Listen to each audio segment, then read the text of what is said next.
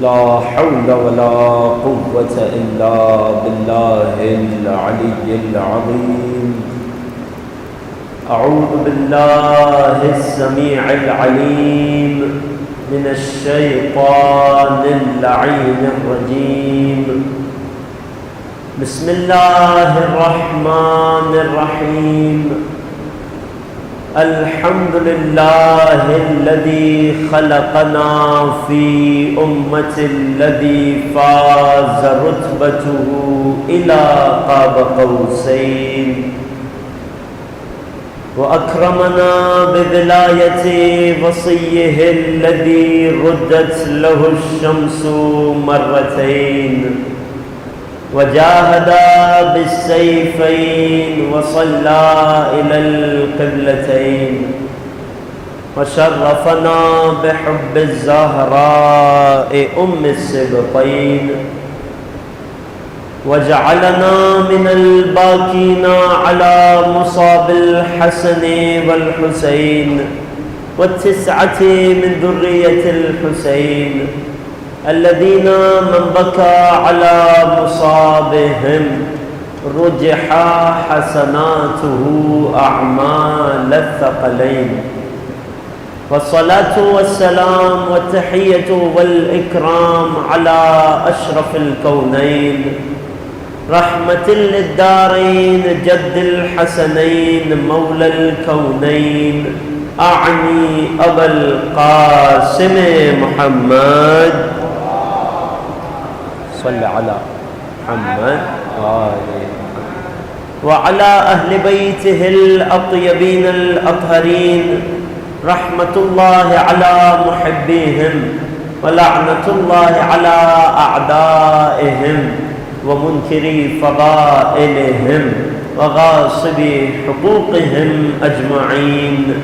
أما بعد، فقد قال الله الحكيم في كتابه الكريم وكلامه العظيم. بسم الله الرحمن الرحيم. إلا من رحم ربك ولذلك خلقهم. صدق الله العلي العظيم. درود ہدیہ کیجئے محمد والے.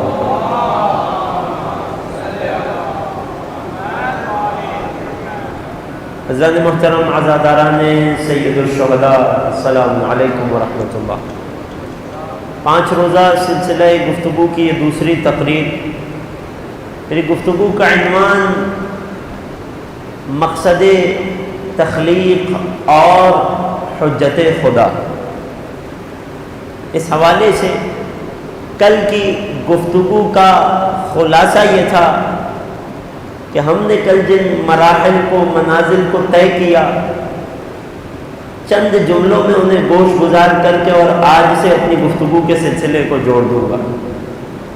یہ بات واضح ہے کہ اللہ عز و جل نے اس پوری کائنات میں جب حضرت انسان کو پیدا کیا تو بغیر کسی ہدف اور مقصد کے نہیں کیا، کیونکہ وہ خدا حکیم ہے. اس کا کوئی فعل بے غرض اور بے ہدف نہیں ہو سکتا. اب جب اس نے کسی ہدف کے ساتھ اس انسان کو پیدا کیا، وہ ہدف کیا ہے؟ تو ہم نے کل کی گفتگو میں جانا وہ ہدف ہے کمال اور کامیابی تک پہنچنا. کمال اور کامیابی تک یہ انسان کیسے پہنچے؟ اللہ نے اس کے 4 راستے بھی بتا دیے.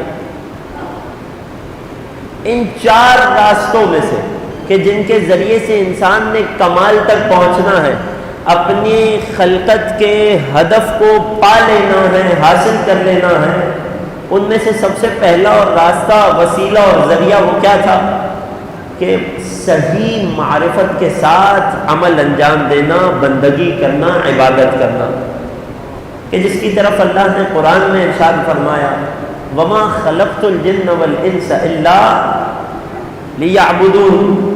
ہم نے جنوں اور انسانوں کو پیدا ہی صرف اس لیے کیا کہ ہماری بندگی کریں، ہماری عبادت کریں، ہمارے کہے ہوئے پر عمل کریں. جب معصوم نے اس آیت کی تفسیر بتائی تو فرمایا اَيْ لِيَعْرِفُونَ، عبادت کریں یعنی کیا؟ یعنی معرفت حاصل کریں، پہچانیں. کیوں؟ کیونکہ بغیر معرفت کے عبادت کا کوئی فائدہ نہیں. کلیئر کر چکے ہم. پوری گفتگو کا مقصد اور منزل کیا ہے؟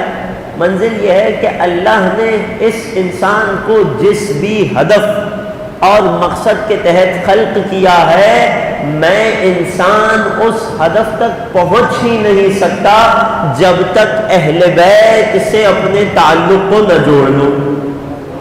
کمال تک پہنچنے کے جتنے ذریعے خدا نے بنائے، اللہ نے اس انسان کو جتنے اہداف دے کر دنیا میں بھیجا، ان تمام کو پورا کرنے کے لیے میں رسول اور آل رسول کا محتاج ہوں.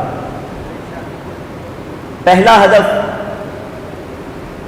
ہدف کمال تک پہنچنا، پہلا ذریعہ راستہ، پہلا طریقہ جو قرآن میں بیان ہوا کہ معرفت کے ساتھ، صحیح معرفت کے ساتھ اللہ کی عبادت. تفسیر ہے کہ اللہ نے، توجہ کیجئے گا، اللہ نے اپنے بندوں کو پیدا اس لیے کیا ہے کہ وہ اللہ کو پہچانے، لیعرفوا، اللہ کو پہچانے، معرفت حاصل کرے.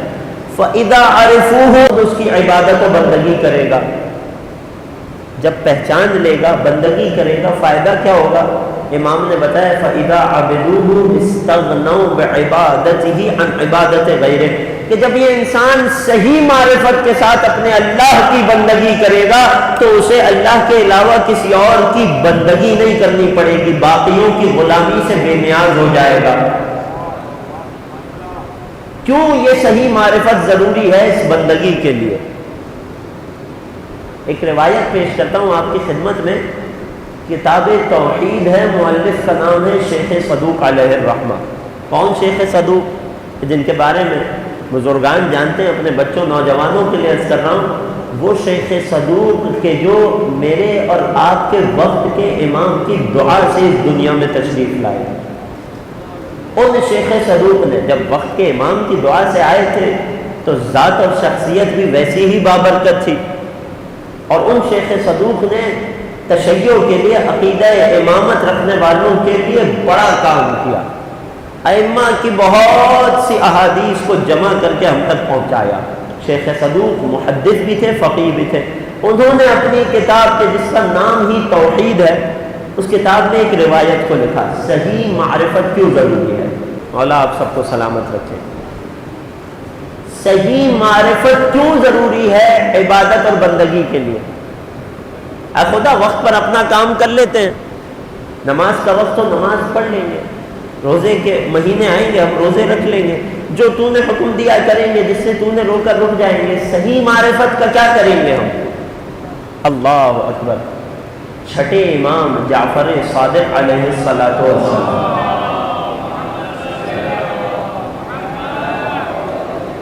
راوی مولا کی بارگاہ میں آیا، مولا فلاں قوم تو بڑی عبادت گزار ہے، فلاں قوم اللہ کی بڑی بندگی اور عبادت کیا کرتے ہیں.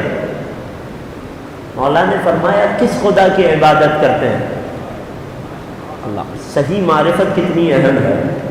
کس اللہ کی، کس خدا کی عبادت کرتے ہیں؟ فرمایا مولا جو ہمارا بھی اللہ ہے، وحدہ لا شریک. مولا مسکرائے، سوال کیا یہ بتا کیا وہ اس بات کے قائل ہیں کہ اللہ اپنی مخلوق کو اعمال پر مجبور کرتا ہے؟ کیا عقیدہ جبر رکھتے ہیں؟ ایک وقت تھا جب یہ عقیدہ جبر زوروں پر تھا، بنو عباس کے دور میں. کیا وہ عقیدہ جبر کے قائل ہیں؟ آج بھی ایک بڑی اکثریت لوگوں کی اپنے دل کے اندر پوشیدہ، خود انہیں بھی نہیں معلوم، احساس نہیں ہے، مگر کہیں نہ کہیں عقیدہ جبر سے آ کر جڑ جاتی ہے. عقیدہ جبر کیا ہے؟ عقیدہ جبر ایک شبہ ہے جو بعد میں عقیدہ بن گیا لوگوں کا. آسان الفاظ میں بچوں کے لیے عرض کروں کہ کیا اللہ سب کو جانتا ہے؟ بے شک. جب وہ سب کچھ جانتا ہے تو وہ یہ بھی جانتا ہوگا کہ زید نے جنت میں جانا ہے یا جہنم میں جانا ہے. تو خدا تو جانتا ہے. تو اگر خدا کو یہ معلوم ہے زید نے مثلا جہنم میں جانا ہے، زید ایک مثال کے طور پر لایا ہوں، زید نے اگر جہنم میں جانا ہے اور خدا کو یہ بات معلوم بھی ہے تو خدا کو یہ بھی پتا ہوگا کہ زید زندگی میں اچھے کام کرے گا یا برے کام کرے گا؟ جب خدا کو یہ بھی معلوم ہے تو اس کا مطلب خدا کے علم نے زید کو مجبور کر دیا کہ اب وہ خدا کے علم کی خلاف ورزی تو نہیں کر سکتا، ورنہ خدا کا اپنے علم میں جھوٹا کہلائے گا۔ کیا خدا کو غلط معلومات ہو سکتی ہے؟ سوال ہے، کوئی بھی جواب دے سکتا ہے۔ کیا خدا کو غلط معلومات ہو سکتی ہے؟ نہیں، خدا کو غلط معلومات تو نہیں ہو سکتی۔ تو پھر خدا کو جب زید کے بارے میں پتا ہے کہ یہ گندے عمل کرے گا، برے افعال انجام دے گا، نتیجے میں جہنم میں جائے گا، تو پھر زید اچھا کام کر ہی کیسے سکتا ہے؟ اس کا مطلب کیا کہ اللہ کے علم نے زید کو مجبور کر دیا برائی کرنے پر۔ اور اسی طرح اللہ کے علم میں اگر وہ یہ جانتا تھا، اس کے علم میں یہ تھا کہ زید اچھا آدمی ہے، اچھے اور نیک اعمال کر کے جنت میں جائے گا، تو اب اللہ کے علم نے زید کو مجبور کیا کہ وہ اچھائی کرے اور جنت میں جائے۔ کیوں؟ کیونکہ خدا کا علم واقعے کے مخالف نہیں ہو سکتا۔ جھوٹے عقیدے کی، غلط عقیدے کی خاصیت ہی ہوتی ہے کہ وہ ظاہری طور پر بڑا سادہ اور آسان ہوتا ہے۔ جیسے ہی انسان اسے سنتا ہے تو فوراً اسے لگتا ہے بڑی لاجیکل سی بات ہے، اور سچا عقیدہ اس کے مقابلے میں بڑی گہرائی چاہتا ہے، بڑا تفکر چاہتا ہے، بڑا غور و فکر چاہتا ہے، صحیح وقت پر صحیح لوگوں کے پاس صحیح دروازوں پر حاضری دینی پڑتی ہے، تب جا کر صحیح عقیدہ نکل کے آتا ہے۔ غلط عقیدہ آپ کو راستوں، چوراہوں، گلی محلوں ہر جگہ مل جائے گا، صحیح عقیدہ لینے کے لیے آپ کو در اہل بیت پہ جانا پڑے گا۔ شبہ اب تک پہنچ گیا کہ جو بعد میں عقیدہ جبر بن گیا، اور اسی عقیدہ جبر، اب یہ توجہ کیجئے گا، بڑی اہم بات ہے، اس عقیدہ جبر کی بنیاد کب رکھی گئی؟ میں اپنی حدیث پر آؤں گا کہ صحیح معرفت کیوں ضروری ہے۔ اس عقیدہ جبر کی بنیاد بھی واقعہ کربلا کے بعد رکھی گئی، یا یوں کہیے کہ بنیاد پہلے سے تھی، لیکن اسے اجاگر کیا گیا، اسے استعمال کیا گیا، بڑے پیمانے پر اس کی نشر و اشاعت کی گئی واقعہ کربلا کے بعد۔ کیوں؟ کیونکہ جناب یزید ایک ایسے قبیح فعل کا مرتکب ہو چکا کہ جس کی وجہ سے لعنت قیامت تک اس کا پیچھا تو نہیں چھوڑے گی۔ تو اب اگر اسے اور بعد والوں کو اپنا دامن بچانا ہے تو کیا توجیہ کی جائے؟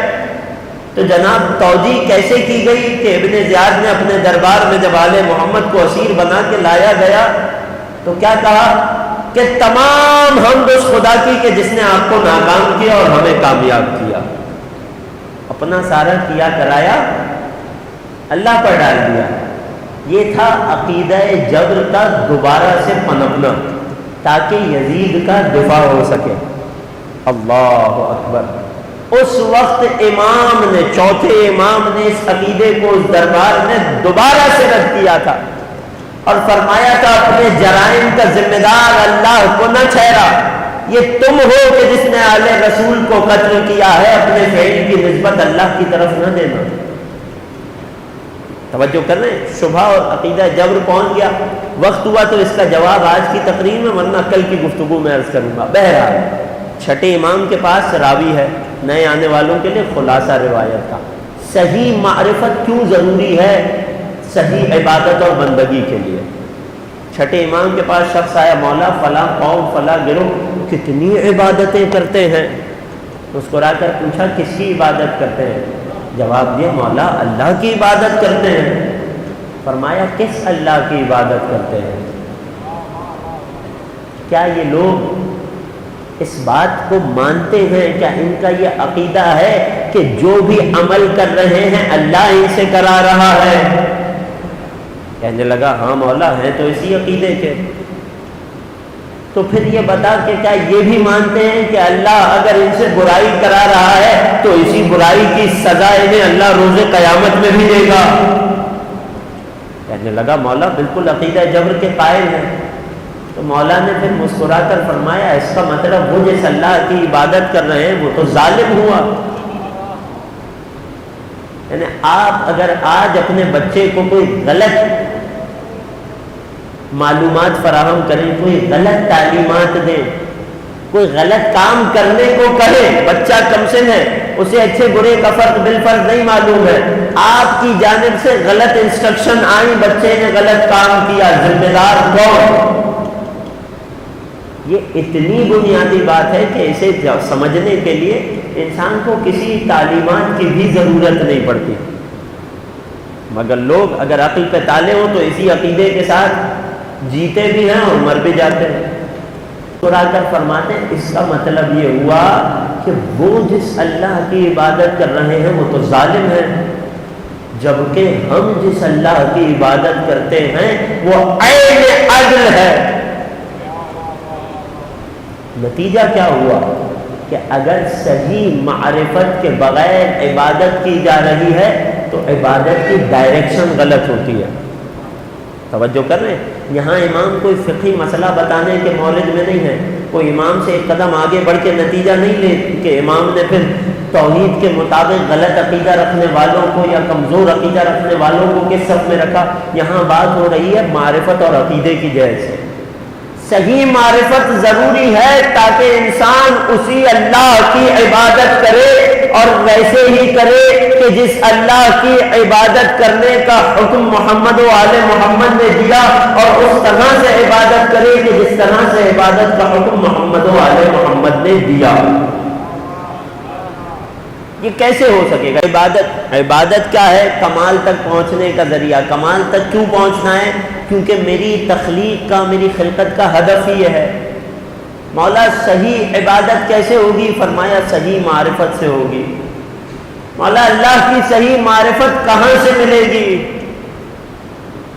کل امام حسین کی حدیث ان سے منسوب وہ روایت مکمل پڑھ چکا ہوں، آج آخری جملہ اشارہ کر کے بات کو آگے بڑھاتا ہوں۔ یہی وجہ ہے نا کہ جب امام سے صحابی نے پوچھا تھا، تیسرے امام، میرے اور آپ کے امام صاحب فرش ازا، جب مولا نے بتایا کہ اللہ نے انسانوں کو معرفت کے لیے خلق کیا ہے، جب پہچانیں گے تو عبادت کریں گے، جب اس کی عبادت کریں گے تو اس کی عبادت کی وجہ سے اس کے غیر کی عبادت سے بے نیاز ہو جائیں گے۔ تو سمجھدار لوگ ہر جگہ ہوتے تھے۔ راوی نے سوال کیا، مولا وَكَيْفَ نَعْرِفُ اللَّهَ، ہم اللہ کی صحیح معرفت کیسے حاصل کریں؟ فرمایا بِمَعْرِفَةِ كُلِّ أُنَاسٍ إِمَامَ زَمَانِهِمْ، اللہ کی معرفت حاصل کرنا چاہتے ہو، اللہ کو صحیح انداز میں پہچاننا چاہتے ہو تو کیا کرو؟ ہر انسان اپنے زمانے کے امام کی معرفت حاصل کرے۔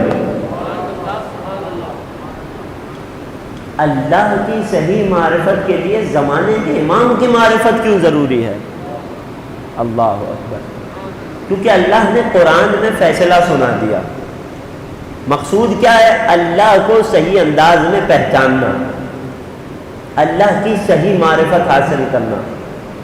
اب مختلف قسم کے لوگ آئیں گے اور اپنے اپنے دماغ اور عقل کے مطابق اللہ کی توحید کو بیان کریں گے۔ اللہ نے قرآن میں ایک فیصلہ کر دیا۔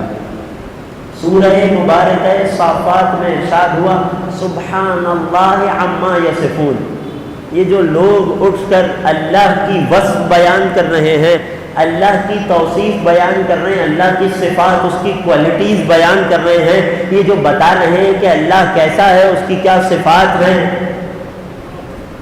سبحان اللہ، اللہ ان سے پاک و منزہ ہے۔ یہ لوگ اپنی دانش کے مطابق اللہ کو جتنا بتا رہے ہیں اللہ اس سے بہت بلند ہے۔ یا اللہ پھر کس سے پوچھیں؟ بھائی اللہ کی توحید کا تقاضا یہ ہے، وہ خود آ کر تو بتائے گا نہیں، اس نے سلسلے بنائے، اس نے وسیلے بنائے۔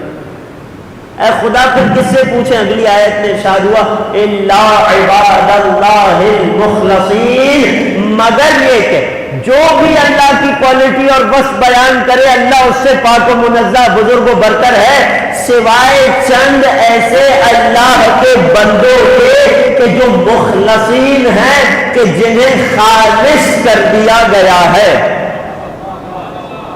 کہ جن میں کفر کا، شرک کا، رجس کا، نجاست کا، پلیدی کا، کسی قسم کے شر اور برائی کا کوئی شائبہ نہیں رہنے دیا دیا گیا، اور اگر دیکھنا ہو کہ انہیں کس حد تک خالص کر دیا ہے تو سورہ احزاب میں آ کر دیکھ لینا کن کی بات ہو رہی ہے اور انہیں کیسا خالص اور پاکیزہ کر دیا کہ جب اللہ کا ارشاد ہوا انما یرید اللہ لیذھب عنکم الرجس، خدا تک پہنچنا کیوں ضروری؟ تاکہ اس عبادت کو صحیح انداز میں کر سکو کہ جو میری اور آپ کی تخلیق کا مقصد تھی۔ یہی وجہ ہے کہ میرے چھٹے سرکار نے فرمایا، حضرت جعفر صادق علیہ الصلوۃ والسلام،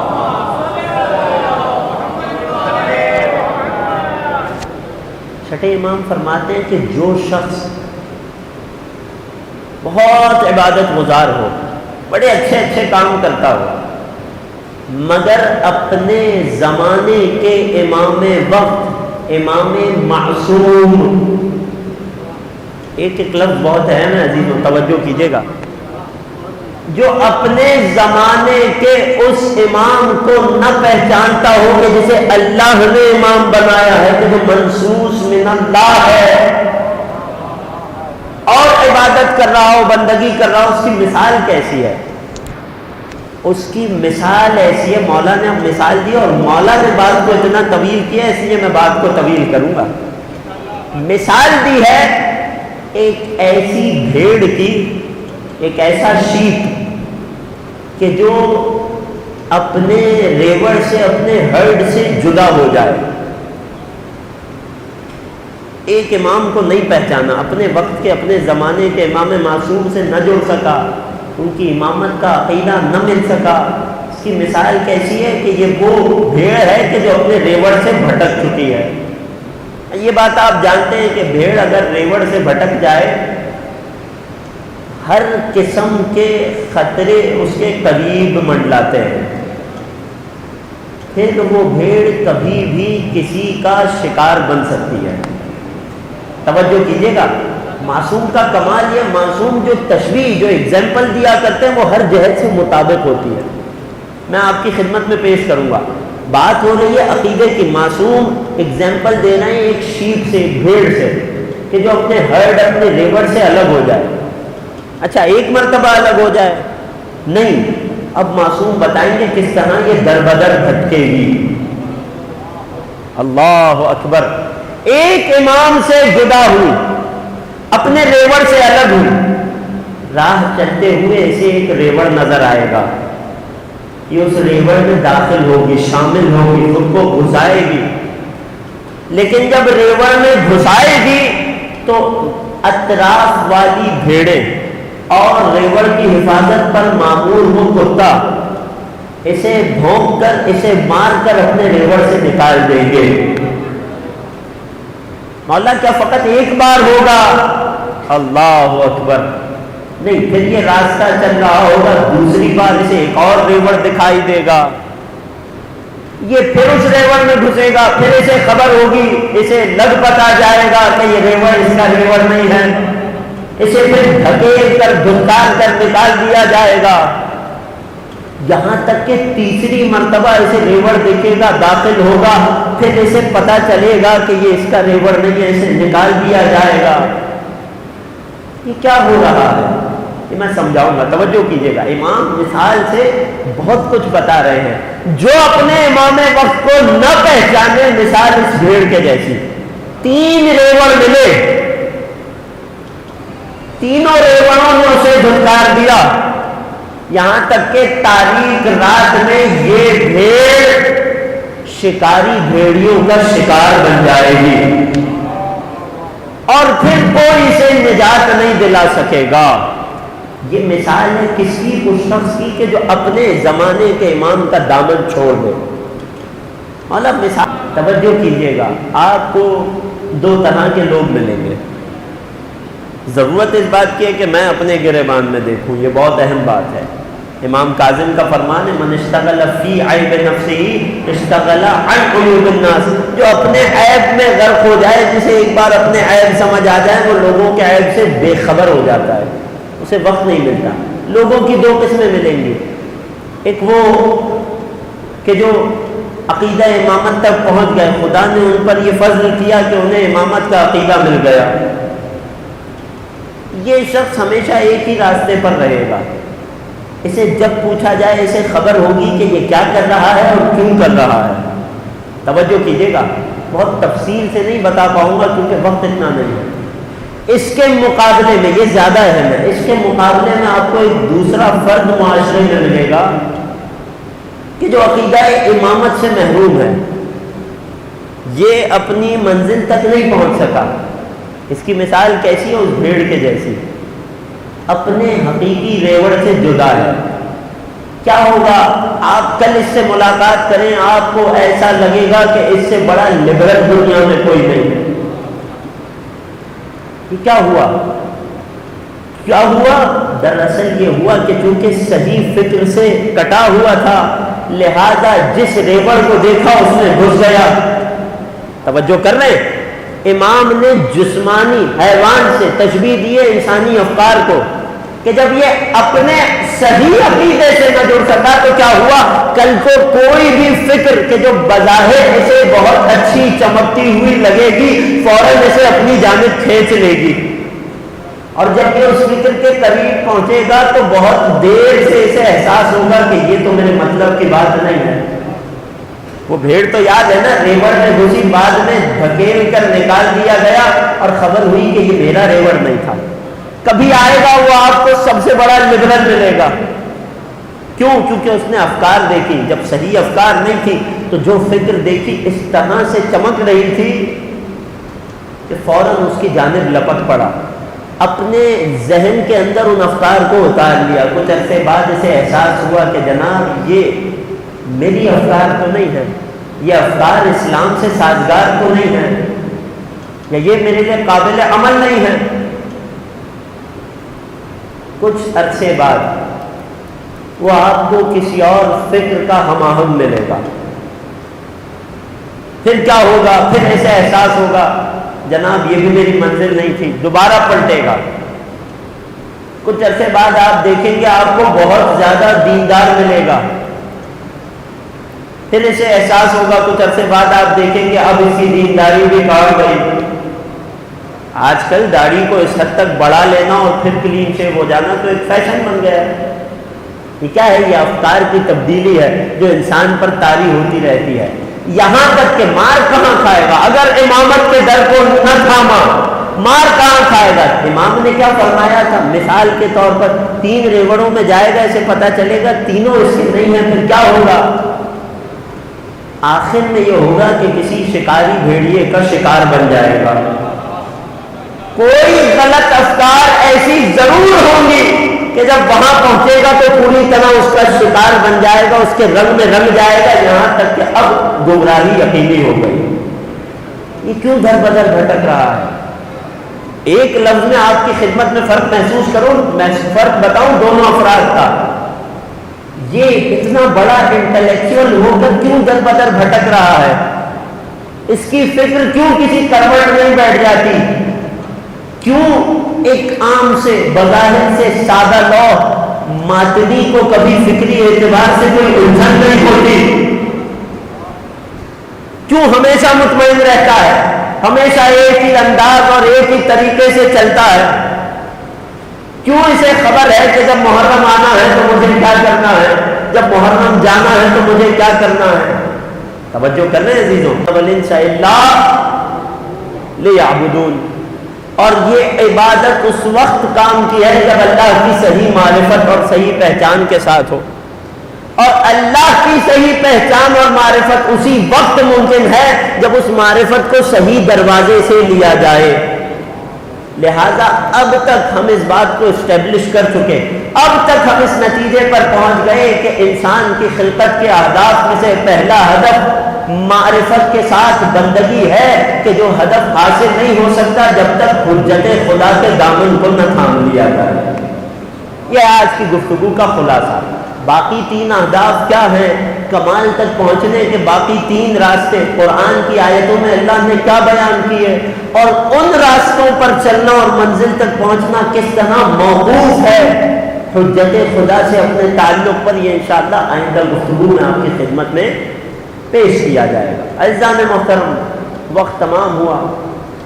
آج 12ویں محرم کا دن گزرا، یقیناً سب جانتے ہیں یہ زیارت کا دن کہلاتا ہے، یہ امام کا سویم کہلاتا ہے۔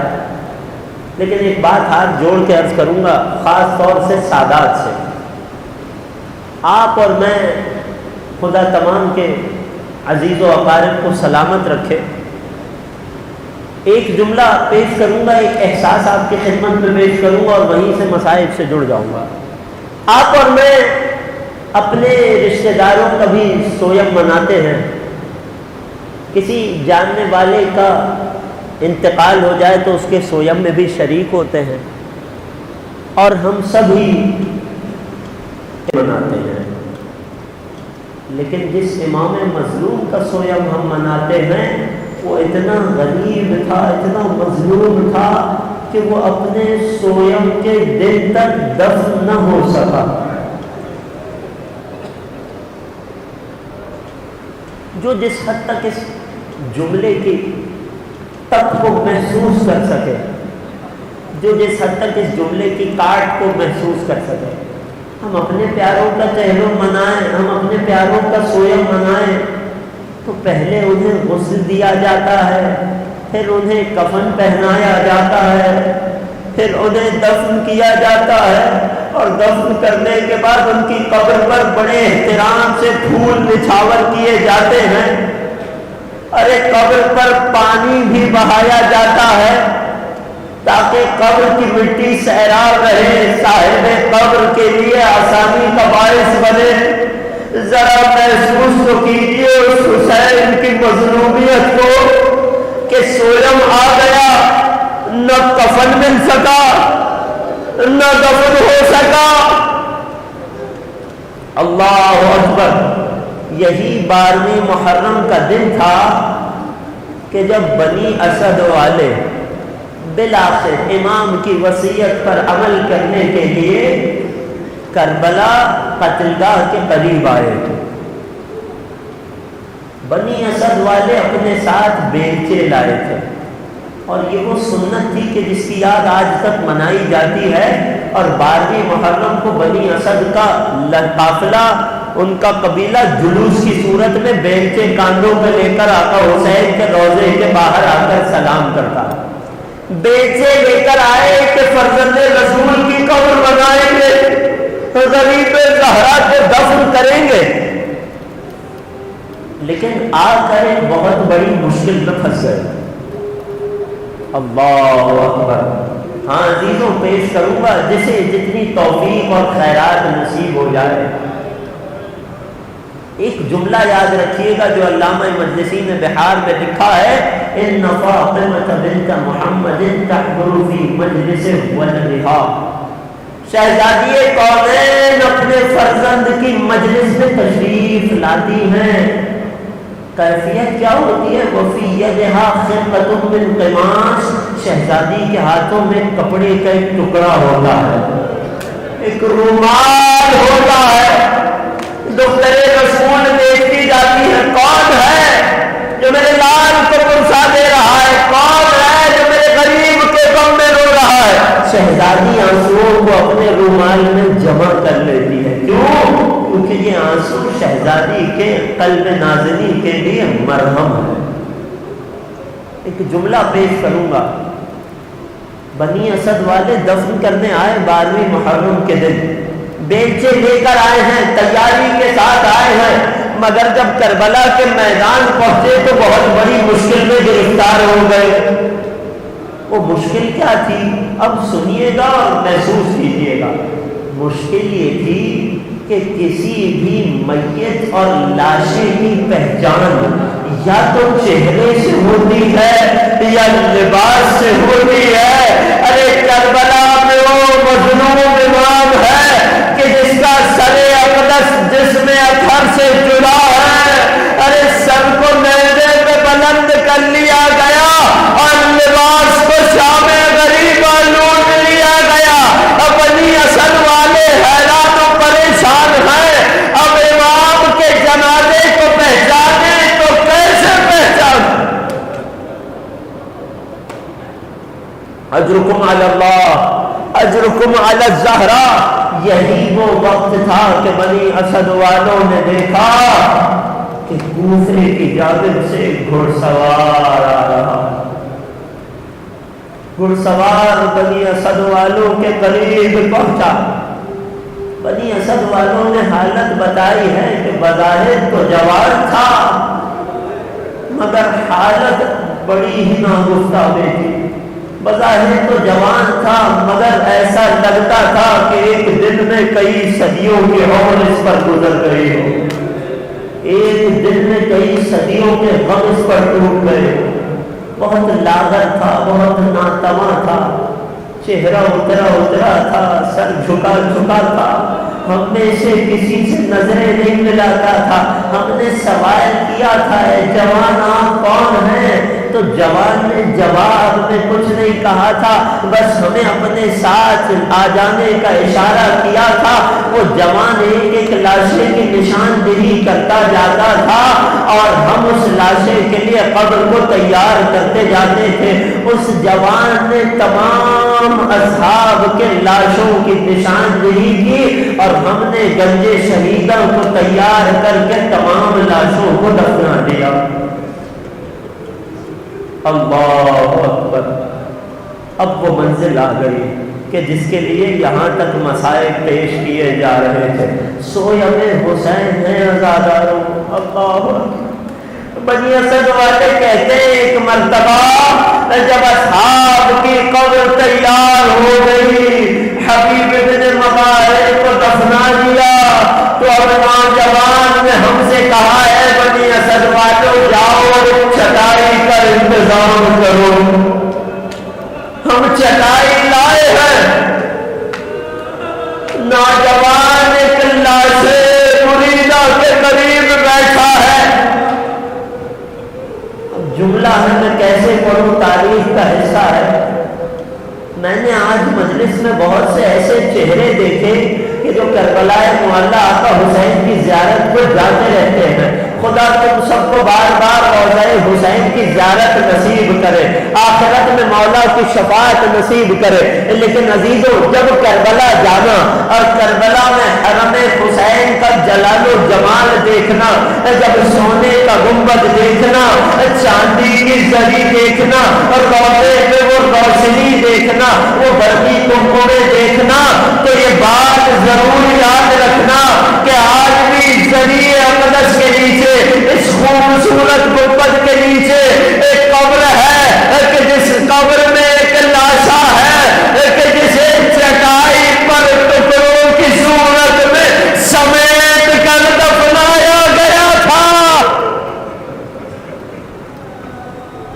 ارے چٹائی پر لاشے کو جمع کرتا رہا، ارے جب لاشے کو قبر میں اتار دیا اور قبر پر اپنے ہاتھوں سے خاک ڈالتا گیا اور آنکھوں سے آنسو جاری ہے، کہنے لگے ہم نہ پہچان سکے یہ کون تھا، مگر جو ہی قبر کو بند کیا ایک مرتبہ آنکھوں سے اشک جاری ہے، اپنی انگشت سے قبر کی خاک پر ایک جملہ لکھا۔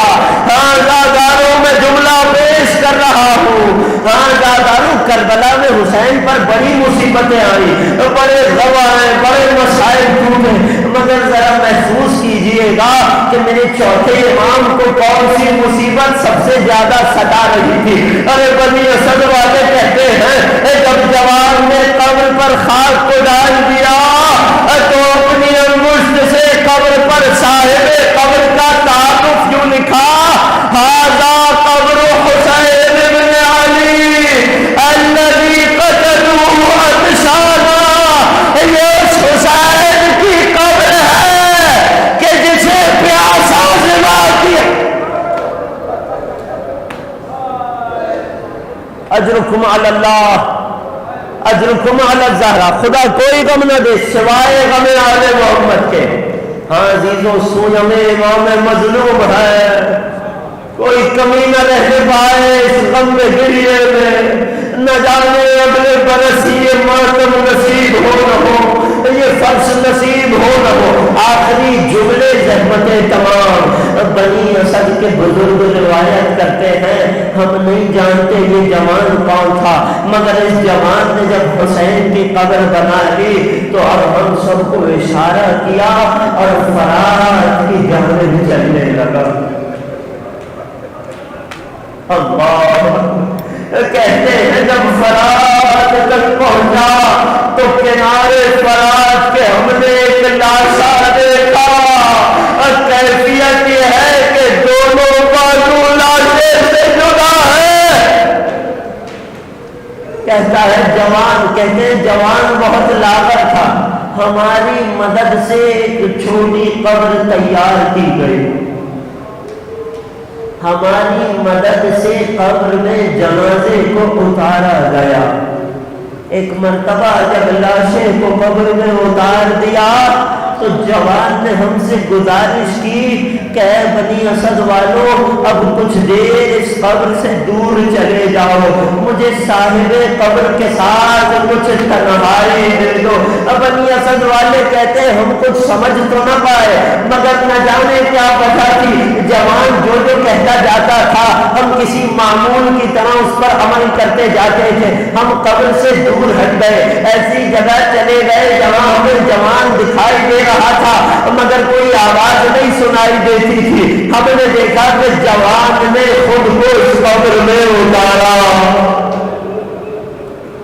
بنی اسد والے کہتے ہیں ہم انتظار کرتے رہے، جب بہت دیر گزر گئی ہم اس قبر کے نزدیک پہنچے تو ہم نے کیا منظر دیکھا۔ آخری جملے عزیزو سر کو پیٹ کے روئیے گا۔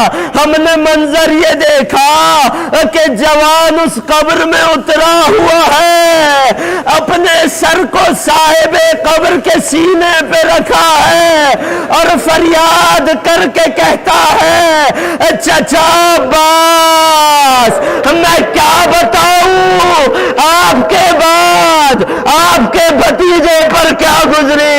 اے چچا آپ تو کربلا میں چلے گئے، ارے میں کیسے بتاؤں آپ کے بھتیجے نے ارے کیسے برداشت کیا، علی کی بیٹیوں کے سروں سے چادر